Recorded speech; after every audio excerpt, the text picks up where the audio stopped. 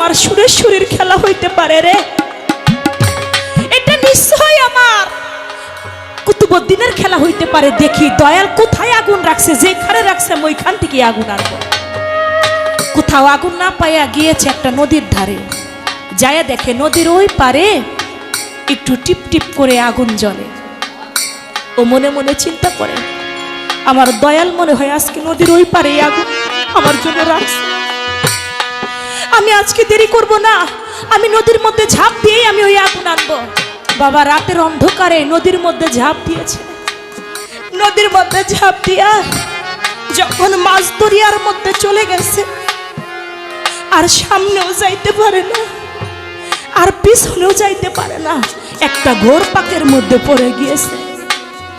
না সামনে যাইতে পারে না পিছনে যাইতে পারে, একটা ঘোর পাকে পড়ে ও ডুবে ডুবে যায়। আর দয়াল রে বলে, আজে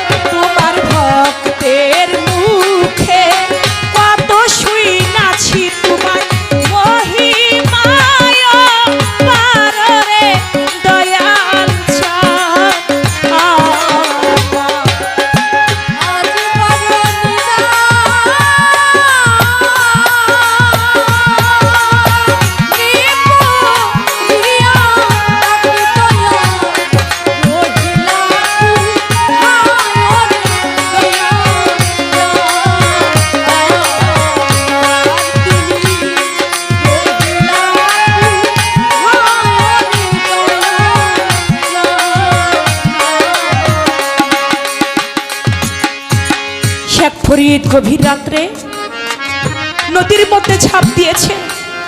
না সামনে যাইতে পারে না পিছনে যাইতে পারে, ঘোর পাকে পড়ে যখন নদীর মধ্যে ডুবে যায়, এমন সময় কুতুবউদ্দিন বলে একটা চিৎকার মেরেছে। যখন প্রাণ পাখিটা যায়, আজ বড় নিদানে পড়িয়া ডাকি, তুমি রহিলা কোথায় রে দয়াল চান। এমনি ভাবে যখন মুর্শিদকে স্মরণ করে দয়ালকে ডাকে, আস্তে করে শেখ ফরিদের বুকের মধ্যে একটা কলা গাছের ভেলা এসে লেগেছে। ওই কলা গাছটাকে বেয়ে বেয়ে শেখ ফরিদ নদীটা পার হয়ে যাইয়া দেখে, কলা গাছটাকে বেয়ে নদী পার হয়ে যাইয়া দেখে একটা সুন্দরী নারীর হাতে একটু আগুন দেখা যায়। যাইয়া বলে, কে গো তুমি? তুমি কি পারো তোমার ওইখান থেকে আমাকে অল্প একটু আগুন দিতে? বলে, কে তুমি? এত রাত্রে বেলায় আমার কাছে আগুন চাইতে আসছো? বলে, আমার কোনো পরিচয় নাই, আমি হচ্ছে